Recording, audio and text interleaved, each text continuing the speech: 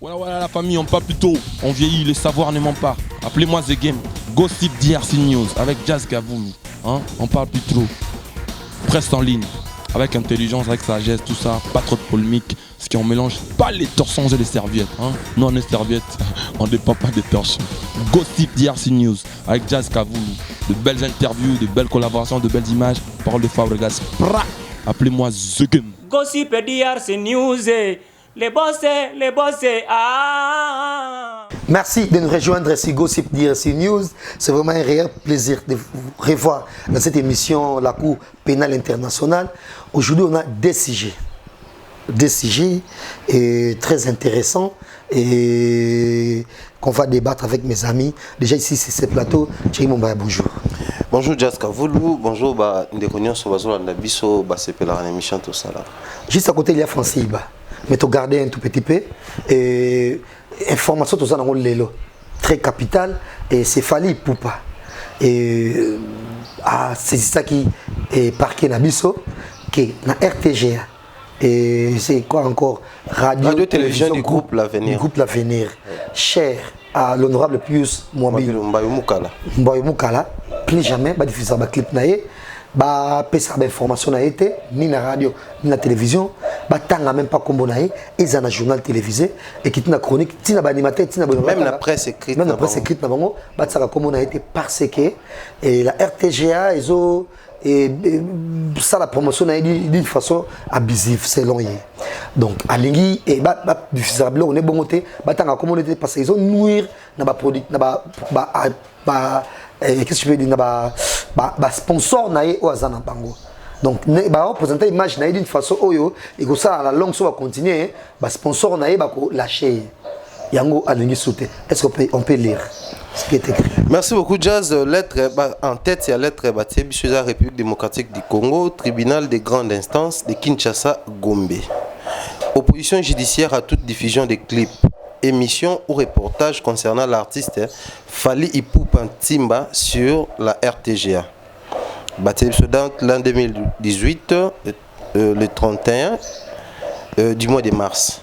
Contenu à lettre et Nakat Césali a commis notifié opposition à Madame l'administratrice déléguée de la radio-télévision du groupe L'Avenir, Monsieur le directeur des programmes de la radio de télé-groupe L'Avenir, Monsieur le divisionnaire principal de la commission de censure. Pour, entendu que le requérant était un artiste musicien renommé international, bénéficiaire de plusieurs contrats qui exigent et lui imposent une bonne image, bonne conduite et une très bonne réputation sociale et professionnelle, que de façon inexplicable et totalement injustifiée, plusieurs journalistes et chroniqueurs musicaux de la chaîne RTGA se vertuent sans aucun motif à vilipender, dénigrer, insulter les requérants dans la seule intention inavouée de ternir son image.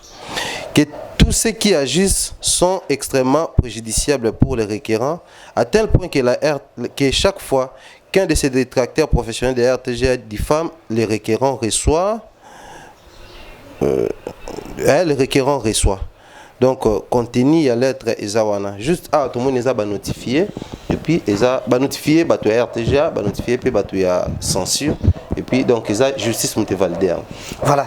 Et tout le journal, point de vue. Point de vue, moi je crois c'est ça, Mabé Makassi. Pour il y a une relation vraiment étroite qui existe entre la chaîne de diffusion et puis les artistes et musiciens. Tout ça, parce que là, on parle de Fally Ipupa. Aujourd'hui, vous savez, artiste, chaîne de diffusion, partenaire direct. Bien que ça soumis à contrat, mais déjà tout ce que l'artiste fait, sa production, sa musique, œuvre, on a besoin de diffuseur. Alors, diffuseur, la chaîne, tu as un côté production et puis un côté diffusion. Alors, la chaîne, nous avons la diffusion, on a la promo et artiste, on a le bel artiste. S'il faut tout le monde, même côté promotionnel, on a vendre l'image de l'artiste, tout ce qu'il fait, parce qu'au-delà de l'art, l'artiste est la peine dans la vie sociale, le monde a œuvre, le monde a activiste, parce que comme un citoyen du monde, a activité, belé, la pour aider, on a forme, belé, rencontre, tout autour il y a vie a besoin l'image est à la diffuser. Alors voir un artiste qui prend une décision sur une quelconque maison de diffusion, toute chaîne, il y a télévision, il y a radio, il y a nini, pour nous ça dérange. Parce que les lots, on a encore besoin de ces artistes-là, parce que moi je prends la part, il y a le coup la montée diffusée à artistes. On a besoin de ces gens-là pour tout accompagner Moussa Nabang. Moi, les lots, de temps en temps, on a une émission, on a dit, ah, l'eau, moi, ça ne va pas matière. Parce qu'ils ont la matière autodéveloppée, ils ont la matière autolobéla. Donc, en gros, pour moi, je me dis, ils ont vraiment ma bé makasi, que Babilo, il y a bon, tout comme retrouver, on a mis mais seulement, et ce n'est pas une première, et ça là-bas. Et ça, là, déjà, sous d'autres cieux, il y a des artistes, il y a ma maison, il y a ma mambébélé, batala. Parce que les lots, il faut tout le bélo au moko. Tout préciser ça qu'il fallait pour pas chaque fois, par exemple, tout traiter d'informations, c'est pas un contrat, ils ont soumis par exemple couché sur papier et tout, tout le béli qui non, bon, dorénavant, il a fallu tourner la main. On a vu ça au rançon, bah établir ça la liste, makamona biso période moko boy, batu boy, balo barango souté. Donc ils ont la liberté naïe. Tant que son image n'est pas tout le monde va répondre à la lettre et comme exposé tout comme vous avez un danger, il faut protéger l'image naïe. D'autant plus que Mahambo bozo loba, tout Mahambo bozo sala, ils ont cadré na créneau nabino. Au boza censé à sala pour l'artiste, bozo sala. Certes, ma critique de naissance négative est là.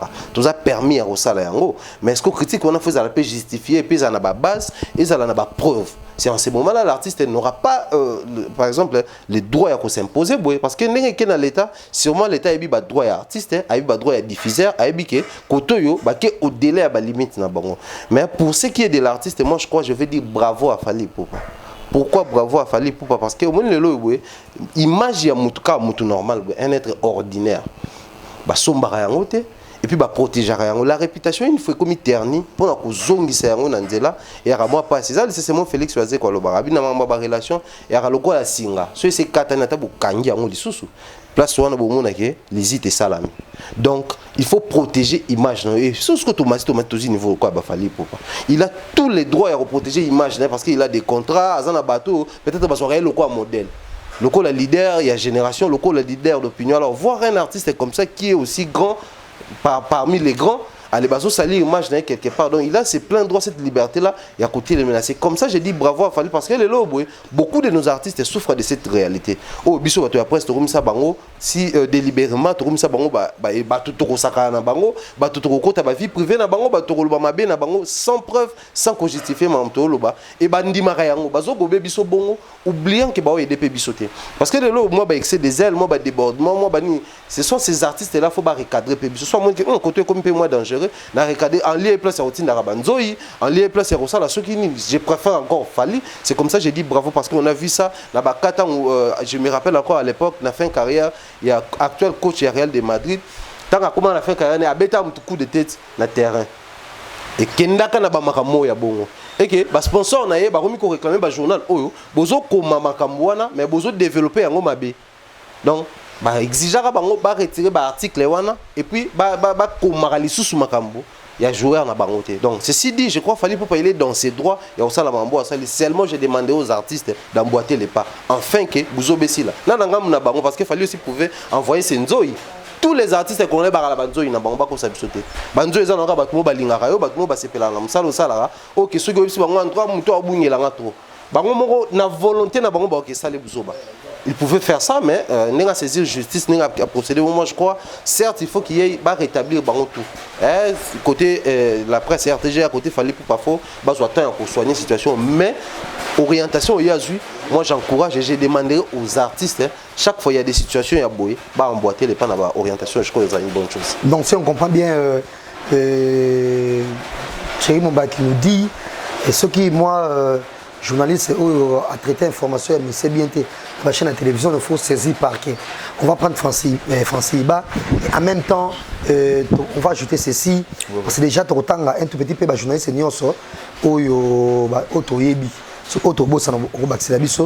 actif du côté chronique.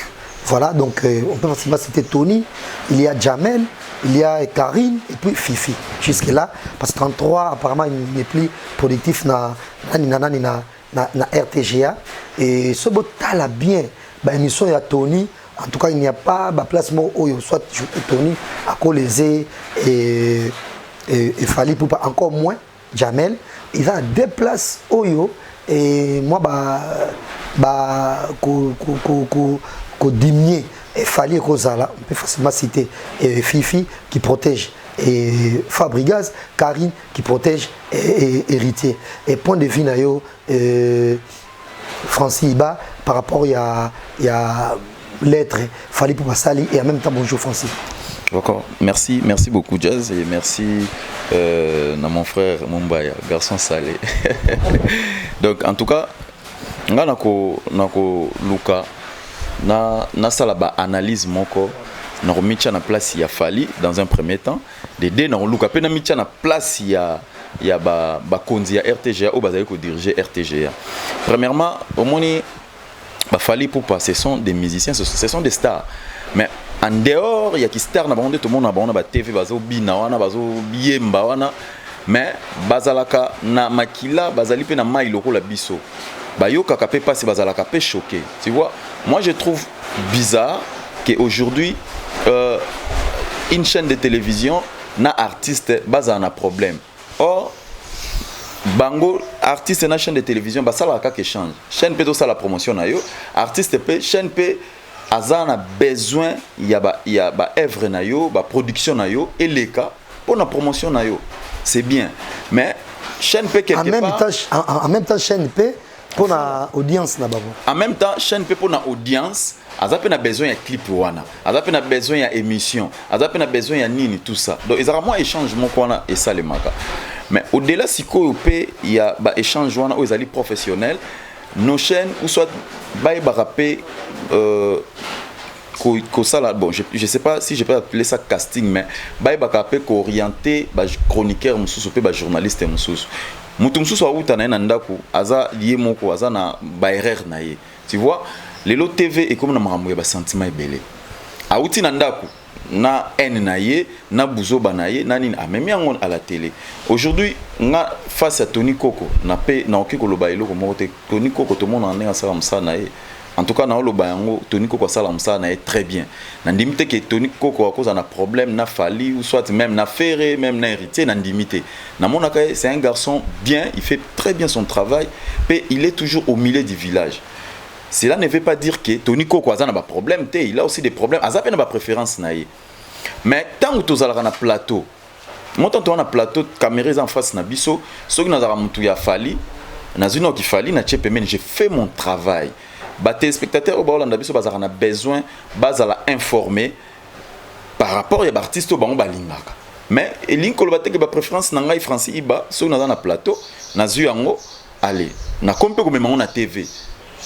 Est-ce que oyebi combien de personnes au se pelara na Fali ba se pelara pe na ngai batalanga to apprécier la jazz ça la msa na bien mais bazana bon ba fa na Fali mais tant yo komi go finga Fali tant yo komi go mema makambo Fali na kindenge moko bo auto tenir compte te que non ndepe na za bo bato ba se pelara na Fali bazolanda ngai du coup pe ba occuper go changer ah ou azani journaliste moi finga na eba tout ça et c'est choquant.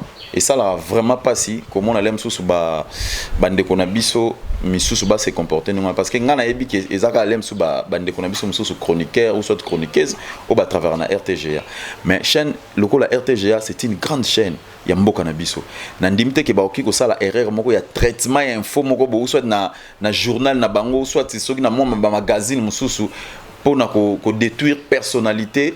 Il a fallu pour pas, je ne crois pas. C'est une grande chaîne. Tout qui n'est pas tout n'est pas mukolo nango aza mutumoko oyo to respectera mingi pe na mboka na biso na ndimite ke akiko luka azana problème na fali poupa ataka moi na ya moi si o azali DG Christelle na ndimite ke akiko luka ke netiye na fali poupa bazana problème mais ce sont bananaye ba travailleurs ou ba travailler na RTGA misusu lokola peut-être ndenge oti ko lobana ke lokola baza ba larbin ya ba président d'orchestre misusu tellement que ba président d'orchestre na baza na problème na Fali et ils ont oublié que wana eza ba ranking na bango eza makam na bango mais soki baza na plateau basala akam sa na bango okoza na plateau ozara mutu ya Ferré mais soki ba mbazi baye ba kabu ya baye oyambi bango bo sololi c'est comme ça au moins wana to comme un esprit moko bo professionnel vous savez elo mo sala nga pas ces années ba musicien bazo nga ba manipuler biso mais bazo ko kapé ko manipuler bato mususu te eza na moi bato mo bazo manipuler eza pe na bato mususu ba manipuler ba bango te. Moi ça me fait très mal na omo na lem mususu Nati Lokole na hérité très bien mais pendant que Nati Lokole azalaka kati proche ya Fally Ipupa mais la même chose wana so gilem mususu Mumbaya saliango que Mumbaya za pire Fally mais au moment où kelem super hérité pe taliebo aboaki parce qu'il est Mumbaya. Au moins, on appelle qu'il aime sous hérité aux Aranetinga, bien hérité dans son Katina hérité, mais le jour où il aime sous pas Fally, l'aime sous n'a pas bonjour à répondre en raté. Parce qu'à mon anga Fally, mais pour nani choix moko ya ndengwana, pour nani différence moko ya ndengwana. Donc, il y a des journalistes ou soit des chroniqueurs oyo ba mi pesa respect wana ba biloko wana ezora bango le sous-souté et comment kozwaka ka batum sous je ne comprends pas.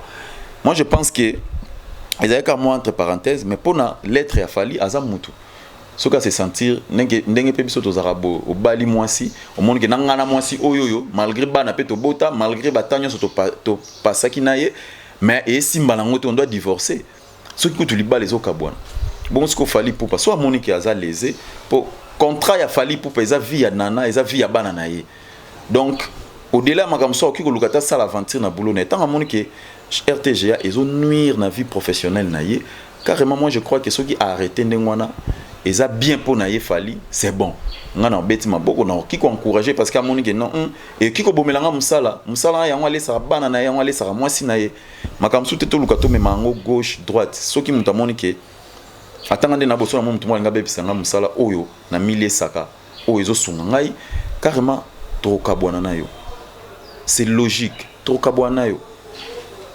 Donc voilà, il y a un par rapport il y a lettre wana il y a un seul bagi par chroniqueur tout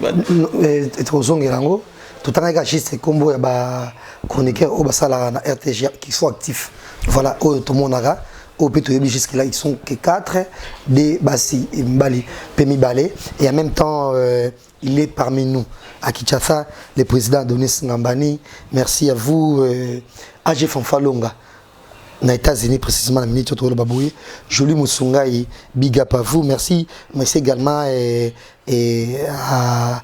merci à Gobelisha la Unu Dame de Suisse à tirer les à Lausanne merci à vous et en même temps tropé ça va courage vraiment na ya falos makaki la de bakalate makambozonga nango normal Guigui Boko également pourquoi pas il y a Toussaint Domba si ainsi qu'à Guilain Fikoma Retirada qui nous suit pour conclure parenthèse oyo moi je dirais ceci et ce total a bien na RTNC je prends un exemple comme ça il y a et ça là erreur moi Kirikou n'attend de leader Kirikou qui n'est pas leader par exemple mais il y a Kirikou qui clashait sur Ferregola c'était pas Mamile là c'est Kirikou nous avons clashé sur Ferregola et de même na sorte de on a RTGA apparemment c'est l'inverse tu vois donc on peut tolérer par exemple et Karine qui reçoit dans son émission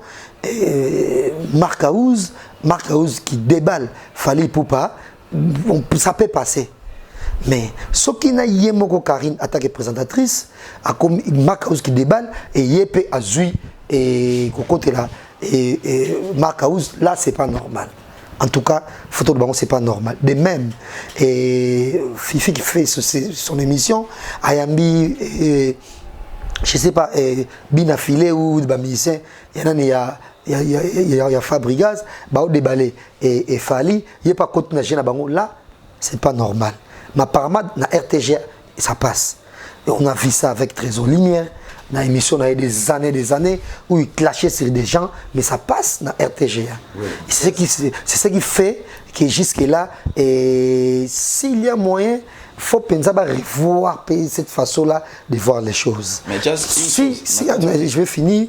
Et on sait que Fally a peut contracter. C'est sûr. Oui, c'est la RTG bien, mais en revanche, sous Fifi qui amène des annonceurs et Karine a un sponsor. Oui, mais tout le monde sait que l'émission Karine et Fifi elle est à temps plein. Dans la limite, diffusion, non rediffusion, point barre. Mais clip est en boucle. clip et ça j'ai baza scotché na logo pe botché na pembeni pe bata lango de fois mais on dit pas qui bat longola bango na musala mais peut-être ba ko terrain d'entente na et Fally Ipupa et chaîne est déjà honorable bien sûr ba le attente na Fally Ipupa et ils peuvent essayer de cadrer des choses avec les journalistes na bango comme la façon de présenter l'émission bien sûr parce que déjà déontologie ça permet de biso bon côté au ça la critique normale comme nous on le fait ici ce qui est faille et à côté à Fabregas on le dit très haut qui fanatique na biso na Fabregas ndenge to linga mingi to zanga ko lo bango te ke Fabregas aza hérité ya Franco Fabregas aza hérité ya Rochero Fabregas a hérité à Kofi Olomide, Fabregas a hérité à Fally Ipupa na ba composition na ye. Voilà. Mais on peut pas aller au-delà comme nous on est là. Fabregas qui a des problèmes avec la musicien songolo après tout le monde côté là puis tout le monde critiquer ba musicien wana. Ça non. Donc la RTGP faut revoir façon payer mon makambo. Vous allez ajouter quoi Francis? Ouais, nangana baxelo moko jazz to meka un peu ko tout ça la confusion. Vous savez, Nangana Bongselo Moko, il y a Trésor Lumière. Trésor Lumière travaille pour son patron. Patron, il y a Trésor Lumière, c'est Wiranson. Mais les émissions qui passent la RTGA, oui, ça risque de ternir aussi l'image de la RTGA. Voilà. Et quand on se dit professionnel, oui, et la façon de voir les choses na Zahira, oui, oui, on peut tolérer l'invité qui s'en prend un quelconque individu. Oui. Là, ça passe. Mais quand le présentateur, à côté j'ai invité, il peut me déballer Delberama Boïka Moutou. Quelque part, c'est pas normal. Oui, ce n'est pas normal. Vous avez complètement raison. Voilà. Et puis, de même avec Trésor Lumière, il peut bien faire la promo de Ranson. Il aime l'équipe Zahim Mobimba, il aime ça dire qu'ils ont marché, il aime ça plein partout. Ça ne dérange pas. Mais ceux qui, par exemple, Sankara qui est là pour déballer quelques musiciens au combattre Bango, ça peut passer. Mais en tout cas, les présentateurs ont compté à GT. Peut-être qu'on va dans Kalma Yokae, comme Mamile l'a fait avec Kirikou par exemple. Là, ça peut passer. On a été surtout se comprendre français. Oui, tout se comprendre. Voilà. Mais voilà ce qu'on dépendre na kibo moto pe ya présentateur.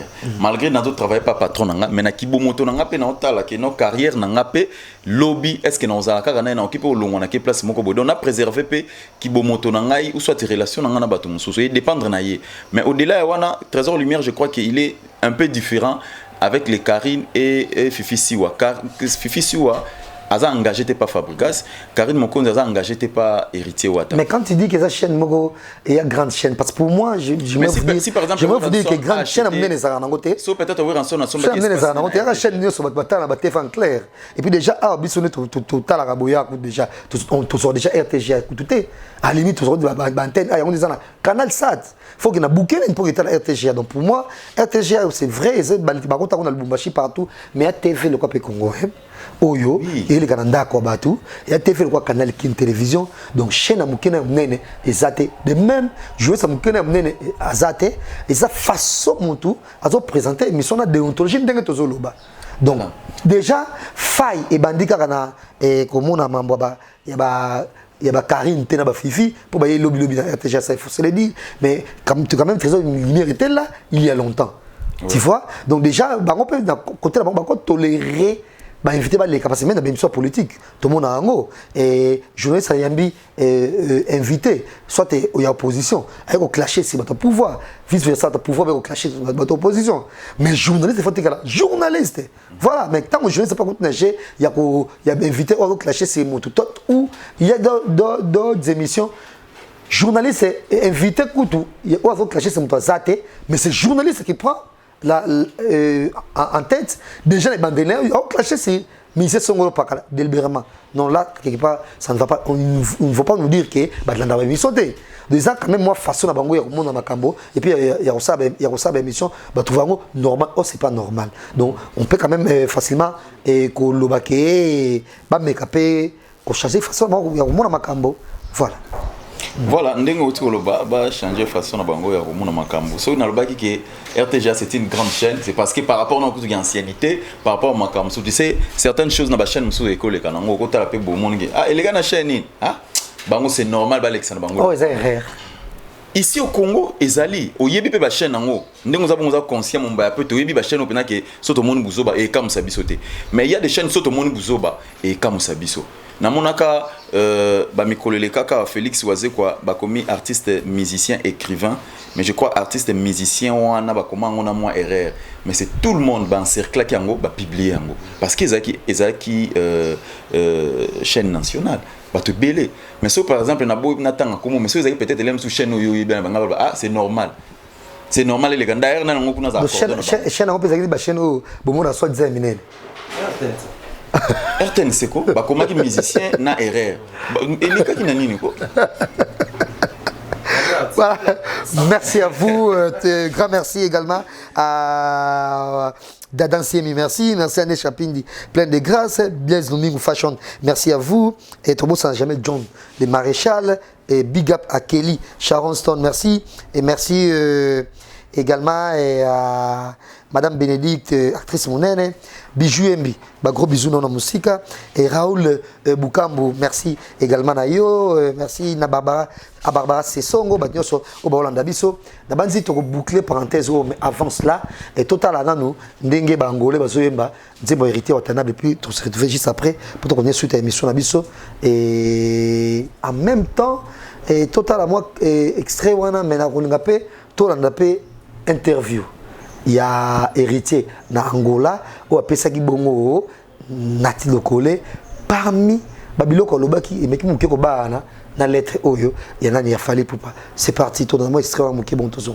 Vous comprenez pas maman mais si on n'est pas tous là yo kinga na lobika ke moto na tembe il y a d'autres artistes qui m'ont avec tembe si tout ici en la ligne évoluer bon on comprend déjà réponse kosenga ngana seng na sale loko te na capacité na ngote ou bino boza na capacité na ngobo sala et même to ko ka sala makamyo so biso mokote peut-être moi j'ai que ma voix pour chanter mais ce comme moi ba français makasi il faut na recourir pas na yoto Sylvain BH ou edenga pour na texte na moi ce comme makambo boyo fo edenga pour na kozala pont na intel et c'est de votre devoir et wallahi billahi. Peut-être il n'y a aucun artiste qui te l'a dit sur ton plateau. Ouais. Moi, je me permets de te le dire. C'est de votre devoir. Oui, que un tel, bon, un tel, on va là, nini. On va la paix, on va là, et l'autre côté. Bon, un tel, on va sola non te, on va sola. Mais pourquoi tu as fruité? Tu as forcé ta fruit. Et ça, Moussa Nabino. NL Nzamba retourne bino na chaki bino na chaki yo na ti lokole entre un tel au apporter là qui bango nini pour que va vivre dans la paix pour que va vivre fructueusement dans l'harmonie et paisiblement. Voilà, émission est lengi na niveau mon ça tenga mon fanatique émission donc je suis séduit alors quand on gâté non les papis Mboma les mamies les là nous sommes interpellés de faire quelque chose nous allons marquer l'histoire c'est-à-dire que entre artistes et musiciens il faut qu'il y ait un pont pour qu'il soit en harmonie. Et ça, Abisso bien, tout le monde a rabattu tout Bazali Sanga, Bazali Boké pour l'avancement de la musique congolaise. Il y a un tel, vous préférez peut reposer une question sur pourquoi Bayoka a raté. Du moment où il y a Bango, un tel. Qu'est-ce que tu fais pour que Clément ne koufa? C'est votre devoir. Parce que c'est la presse en ligne, internet. Eux, ils les font pour la buzz, pour la vue, pour la j'aime. Voilà. Mais vous n'avez pas besoin de j'aime, vous n'avez pas besoin de vues. Vous qui les faites par rapport à la déontologie. Vous avez respecté. Parce que moi, je vous vois mal à utiliser le rôle à utiliser sur une. Donc, dans nos relations, il y a respect. Vous profitez d'un respect dans le Sarabino, vous apportez quelque chose. Oui, raison n'est même pas la base au Canada. Si vous n'avez pas de sur bien un tel, papi m'a sur bien un tel. Pourquoi vous avez ponté que tout le temps on a un restaurant, tout le temps on a à côté de bazar tata bandako pour que bêtise soit ici là. Un tel là qui m'a béboy. Pourquoi toujours ça la tête que yo banda qui m'a bé bon héritier yo banda qui m'a bé pour un tel. Comment yo gol m'a bé pour na butuboy du moment où il y a le bas qui m'a bé contre yoté. Vous interpellez les Nigériens, les Gabonais, les Ivoiriens, ils sont des pro-combattants. Ils ne veulent pas que tu bêtes en poto. Pour ma mission, on va bêter en poto. Ce qui vont y habiter, moi je vous l'ai dit, M. David Monceau me l'a dit. Ce n'est pas seulement les combattants qui ne veulent pas que vous jouiez ici en France. C'est les autres communautés qui vous combattent. Voilà, c'est d'ailleurs qui ont fermé aussitôt et puis tu es venu au fond là, donc je me porte garant, tous à la très regardant par rapport à moi, Moan ou bien Moan les orangers, musique congolaise. Mais là, il y a tendance à comme héritier. Je voulais dire que par rapport à ton front parler, tout le bélango. Là, moi, bien, on peut dire comme la politique, ils ont la moi trop, UNC, MLC. UDPS, Basangane, PPRD, Akina Batou, Bassadi Bodo, voilà. Donc, maman va regroupement et commencer à la main. La musique également, sans pour autant que ils ont ostensible, mais toujours quand ils ont salama, au moins il y a une clique, il y a Kofi Olomide avec Fali, Robin Openamono, il y a côté la clique en haut. L'autre clique au monde il y a JBM Piana, Azana Ferré, Azana. Il y a centriste. Mais si on prend mes amis, artiste Nyonso a besoin de reconnaissance. Et l'artiste qui reconnaît les autres facilement, sans complexe, sans mâcher les mots, et là je vais bien. Non, on va d'abord, papa, je t'ai mis sur par rapport à la bête, ma soeur, il y a sur la déception, ce qu'elle m'a caboyé.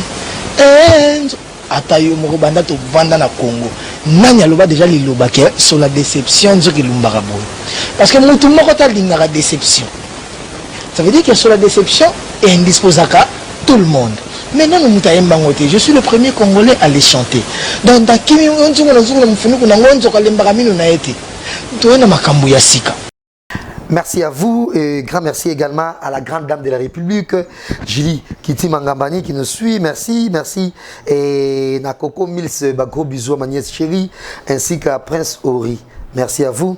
Merci à Adonai également Ngambani et Myriam Mokonzi, Big Up Nayo et Afrique nous accompagne. Joël Barezo également, Benji et Benjema et Nabatnios Oyo, Keren Kikela, merci. Merci également à Moïse et Oyo, l'émission et de même Nassama qui nous accompagne ce soir. Et Yannick Yura, merci à vous. Et déjà, tout le monde interview na bongo ya Fali ya héritier Watanabe na Nati Lokole. Ce qu'on dit bien maloba nani ya héritier Watanabe abelo moko ne batena bani na mambongo. Donc apparemment il y a deux catégories, les journalistes, selon va dire naé, les journalistes c'est mususu à quoi traiter naïe, donc on peut utiliser pas na nenga utiliser Nati Lokole. Donc vraiment ça craint dans le traitement et déjà besoin bateau. Donc à quoi utiliser notre mususu d'autre on peut facilement comprendre que à la vision mususu ya besoin là et Karine par exemple après la vision mususu besoin là Adams. Mais la vision mususu besoin là Nati peut-être Mami ou j'en passe Ngai. Et tout au long, il va dire que les musiciens ils ont été payés. Ils ont été mais ranking est tapé. Il ne faut pas bongi, ça va donc sa relation bien. Les musiciens, les chéri, ils ont beaucoup plus de Français, il est beaucoup plus ferré et héritier également.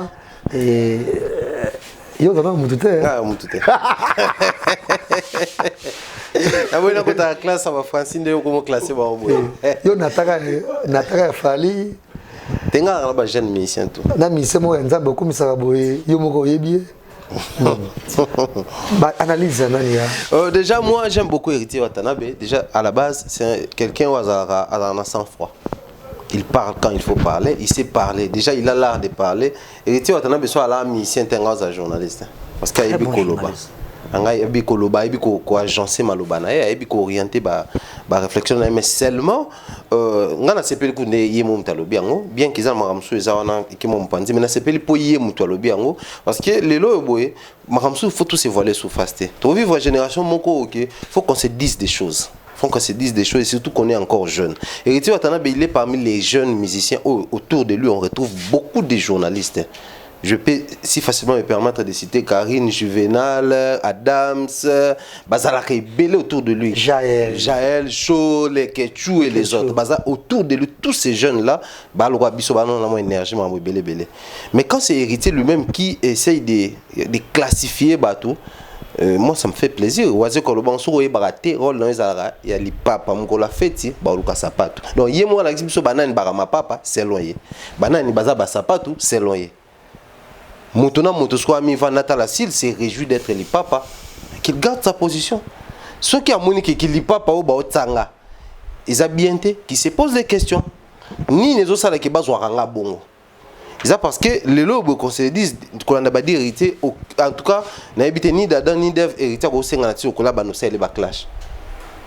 C'est n'est même pas pour les télé en clair, tous les années parce que faut qu'on se dise les lobes émission tout en nature en ligne, à la journée internet automatiquement. Nawa produit na TV et les caranani. Ngabe émission en français iba mingi on attend en internet. Les émissions ça là en clair. Et mon goût tout le monde y est mon goût n'invite soit y ba place ba côté c'est là qui en gros. Total kuna journée internet vite fait. Bon donc pour dire ils a bango mo renesco batouana ba me sa position et moi ça me réjouit pour epesi pe biso ba sous position.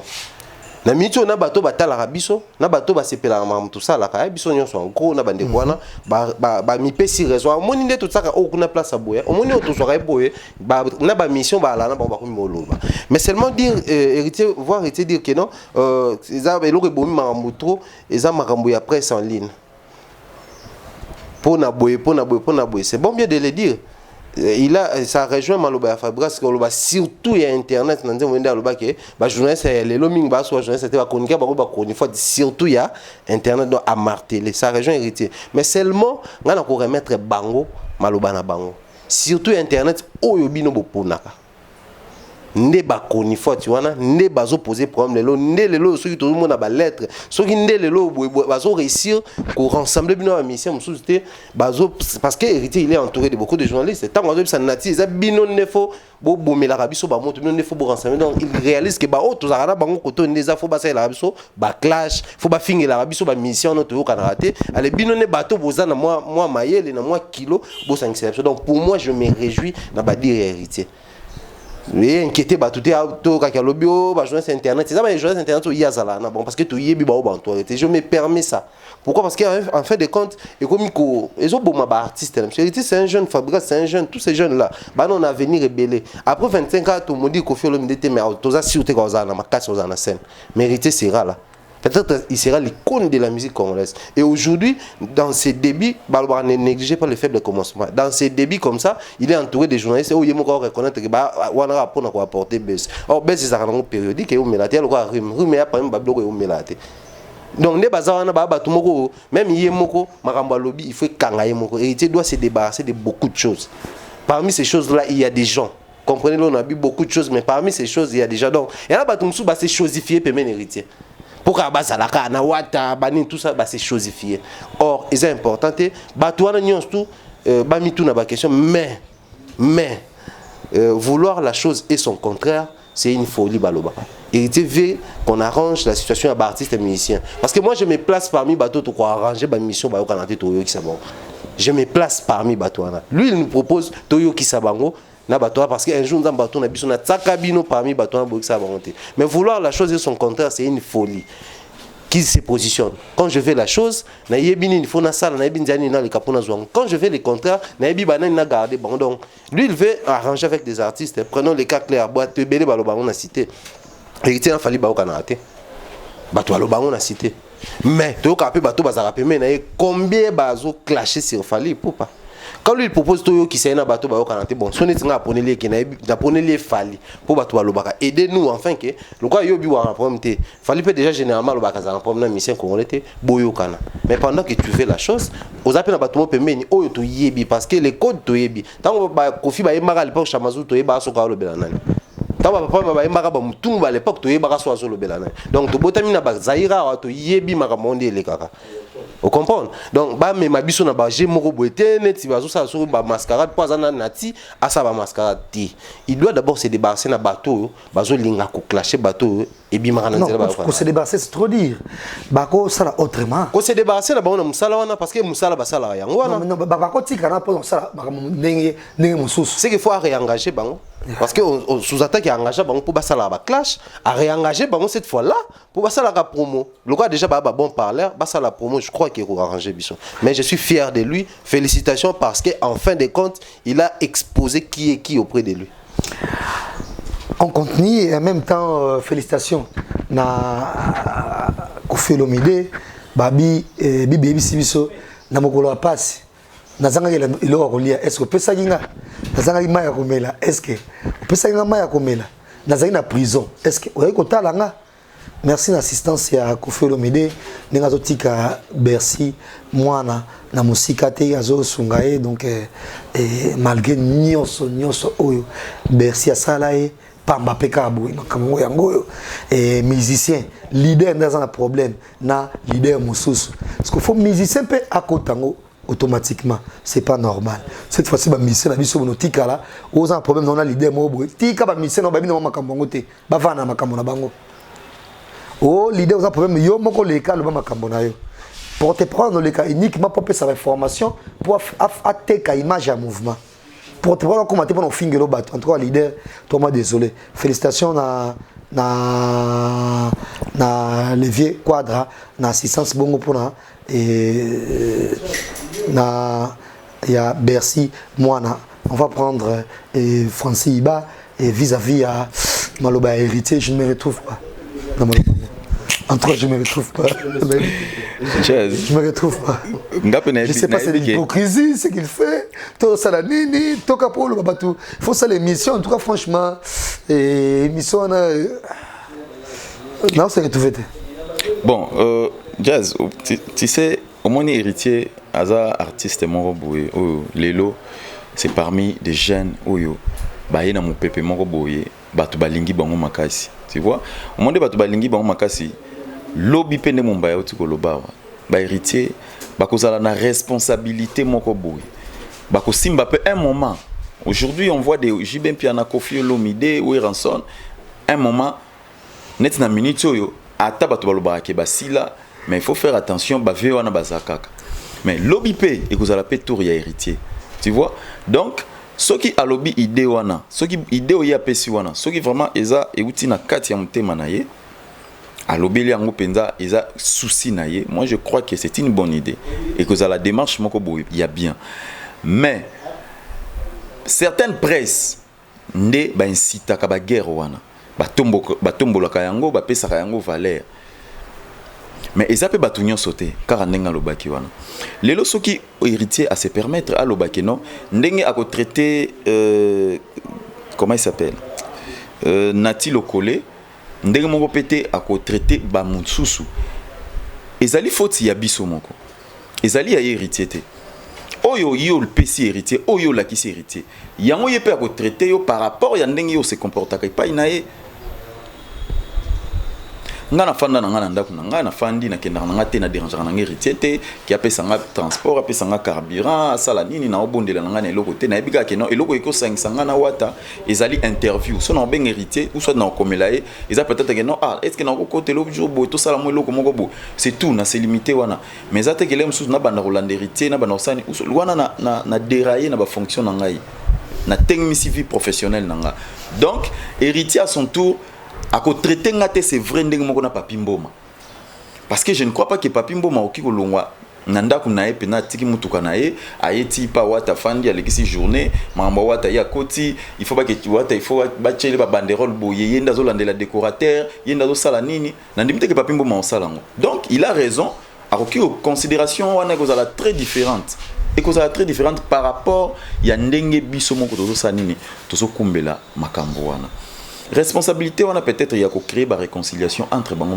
na bango musiciens pour anita boakela on ba journaliste c'est pas internet les lope biso to comme biso ka ba journaliste internet même pe nati le kolane pe ka journaliste internet ba émission les canon pe en ligne mais il y a c'est là oyo penaki en clair bo ba les karana bango té yé kaka internet kaka yé batie na chaîne YouTube et koti wa majorité ce tellement bato sala Sony ya musala oyo nde ozomona ke ba musicien ba komi ko sangisa bato nyonso na saki moko po baloba neti makambo riti azoloba wana c'est regrettable, c'est vraiment regrettable.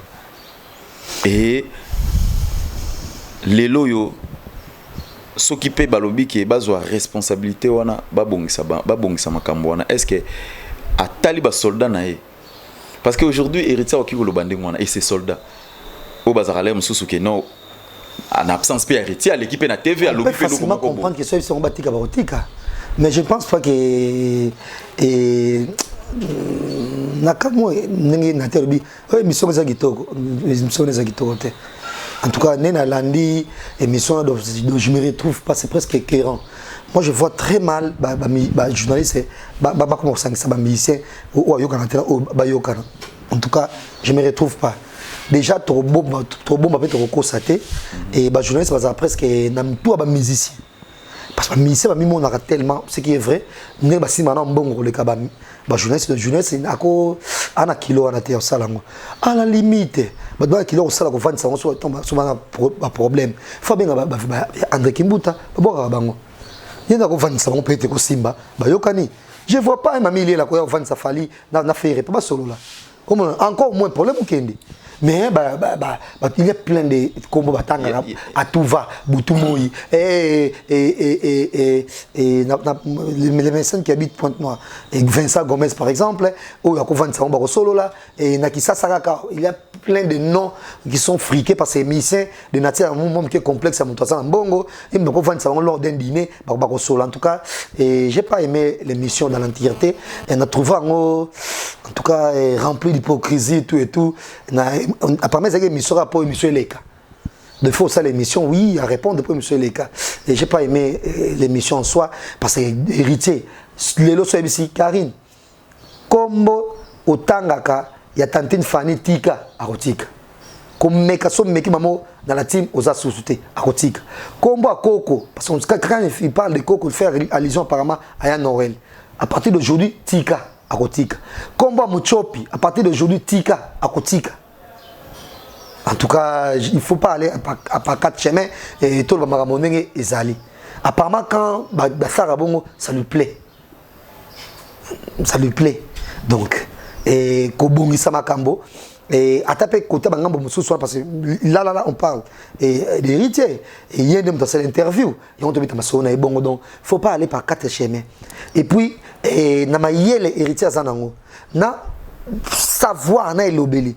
Au Karine Azana on est pas koloba a ko peut aider autrement pour évoluer la carrière si réellement Alingara Karine a évolué autrement a ko aider autrement et pour évoluer pe ko Simba donc to ki nangote na zigzag et c'est pas en tout cas et puis ko boit que la faute nyo sur les internet je trouve ça très compliqué parce qu'avant moi tantôt ça a toujours la télévision na notala de bavir à tout va la télévision. Pour moi, internet va copier biso ta télévision. Télévision, ça n'a pas vu collègue. Par exemple, quelqu'un comme Thierry Mombaek n'a jamais fait carrière en tant que présentateur de la télévision. Mais l'internet, il fait ces trucs qui n'ont rien à voir avec des autres de la télévision. Il y a plein de journalistes qui font n'importe quoi dans la télévision. Donc bref, ton cas, on a beaucoup ce qui est qu'il faut là, solo là, Italie, journaliste c'était. Bazom sont pas mécènes ou bas friqués parce qu'il y a plein de noms. Yo imbelika même mutu, ou pas imbelika même mutu. Oh mutongo, tu es bitan beaucoup de railler pour pakola abino. Donc mutongo ça na mesure yako sangi sabino. Nous arrivons à la fin de cette émission facile. Voilà, nako aussi sa shit nanga de na rokene malgré au kataringai pour yo au monde on dit ngapi na mama ba classe wana pour yo changa mingi pas fait. Ah non. Tu adores faire voilà. On a musique ne mingi mais aux apporter parole n'a été on a musique est belle un modèle na yo. Bref, on fanatique n'a attaqué journaliste oui mais on appelle cousin et puis petit frère qu'on fait l'homme de rien comme ça là OK au côté faire ça je te félicite et puis au côté à cahier au côté là il était na ba clash na Félicitations, Francis Iba. Faut pas qu'on sonne. Kalaming était awa. Kalaming était, c'est pas un débat, Francis Iba. Kalaming était awa. Kalaming était awa. Fais gola, zena, nanina. Fais gola, zena, problème, na verrambo. Ou côté n'angote. Au verrambo, déconnayo. C'est ton cousin. Tu vois? Je te félicite, Francis Iba. Un mot de la fin. Puis... Voilà, merci beaucoup. Maintenant, quand même, la droit au Loba. Voilà. Donc, déjà,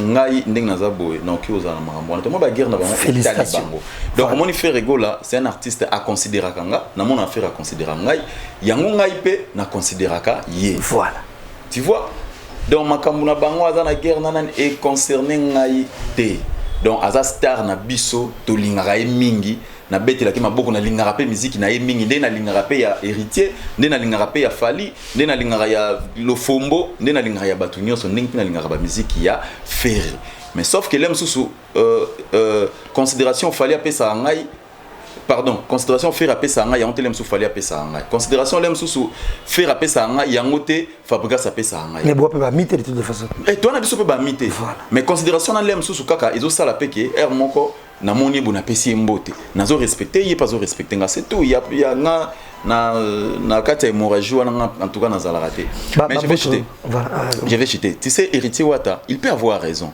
pourquoi parce que biso ba chroniqueur de musique nde tozali tout autour na bango moi je pense que mutupo a réconcilier batu ezaka te que fois za mutu mbongo ezaka te que faut Yandre Kimbuta ezaka te que Godard Motemona tout soit le DG Joseph Maboti Nsiala ndekaka il faut à réconcilier ba musicien lokola yenda za na mbongo non même jazz soko solo la bien héritier que héritier ayo ke la rayo okipe vendre héritier que non héritier mon eloko boeza bien te même Mombaya soko solo la pe bien afali alors qui accueille pas Fali à lobibo a pas héritier à lobibo a sali a jouer kaka moi j'ai mon de pont ba yokani ils ont dépendre dans la considération oyo oui il y a possibilité non c'est trop demandé aux gens oui il y a possibilité à la limite journaliste ça ça pont pour rebondir net yo mais c'est moi à des reprises 3 reprises sur mon tété donc tout ça pont oui musicien on a adopté ça musicien oyo yediona attends mission donc net nga attaque journaliste so na bien parce que bana misala na ye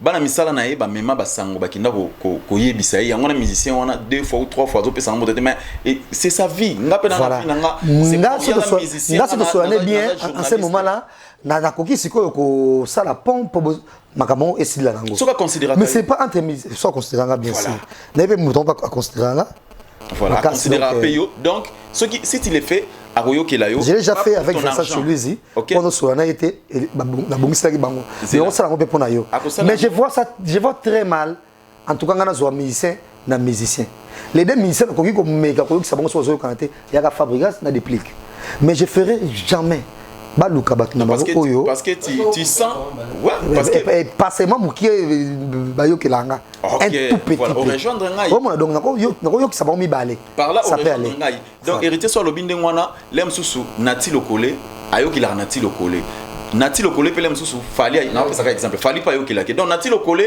azali na ba chance mingi par rapport lem susu ya ngai par rapport lem susu ya Mombaya pour nous qui salem sous bango mi balé ko solisa bango qui pas Fali à lobi boison qui peut pas hériter à lobi bo donc il peut avoir raison et ça par rapport ya ndenge musicien azula kayo ko ça la réconciliation à deux personnes et linko lobaka ate que non il faut moi pas na mbongo mingi nde lokola wana za na mbongo nde baroyo ki la muto na mbongo pour na complexe ya monge nan déjà oyo moni na mise bayo ka ate oyo ki sa bango onga na ko ki sa bango